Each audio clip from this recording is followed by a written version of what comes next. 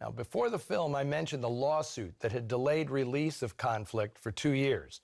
Now, the studio must have feared it would lose that case, because in early 1945, it began production on The Two Mrs. Carrolls, also starring Humphrey Bogart, which is essentially the same story. Man offs wife for younger woman, minus the specific details that were bones of contention in the lawsuit, story points involving the specifics of how the murder was committed. Alexis Smith, in fact, plays the sought-after ingenue in both films. Now, Bogart despised making The Two Mrs. Carrolls, even more than Conflict, but he just couldn't pass up the chance to finally play opposite the great Barbara Stanwyck, his first and only chance, as it turned out. Ironically, The Two Mrs. Carrolls would also sit on the shelf for a couple of years before being released. In its case, however, litigation was not to blame. The fact was, after his highly publicized marriage to Bacall, the public was no longer interested in seeing the bad Bogart. He'd become a romantic leading man in real life, which is what he'd play with rare exceptions for the rest of his career. Now, Dwight Taylor was one of the more sophisticated screenwriters in Hollywood, having been an editor at the New Yorker magazine and a playwright before turning out scripts for such musical classics as Top Hat and Follow the Fleet. He was also versatile, as he proved with his polished jobs on film noir favorites I Wake Up Screaming, Pick Up on South Street, and Conflict. Now, if I've got a gripe with this script, it's with the character of Evelyn, who's never really developed or even given much to do, considering that the plot revolves around Bogart's obsession for her. According to Warner production files, this role was originally intended for another 21-year-old ingenue on the lot, Eleanor Parker. The essential, if thankless, role of Catherine Mason was played by Rose Hobart, once an ingenue herself. You're in love with her, aren't you? I thought so. Well, what are you going to do about it?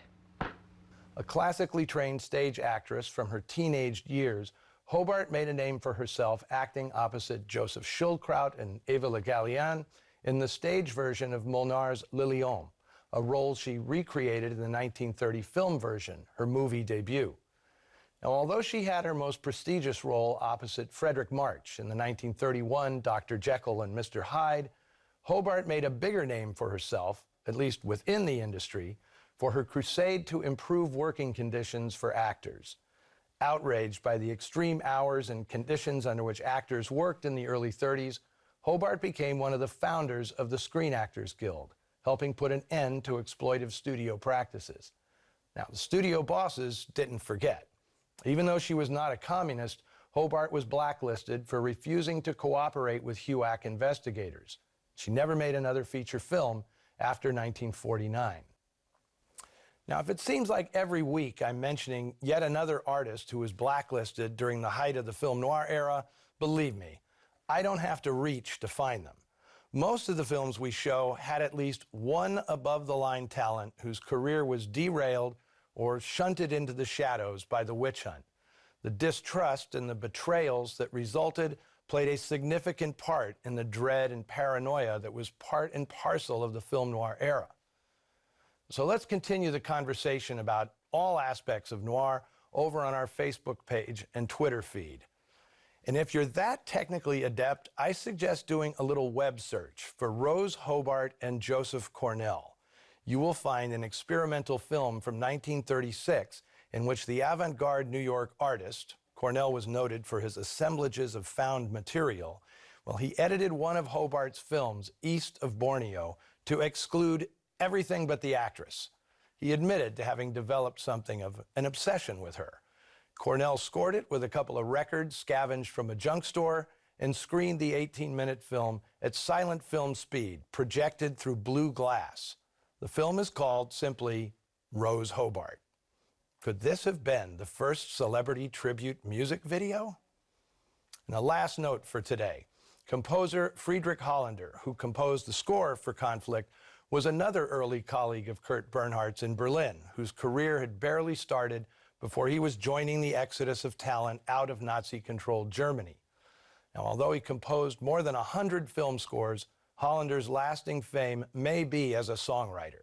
He was Marlene Dietrich's go-to guy for musical numbers, having written the song, in the original German, that became her signature, Falling in Love Again.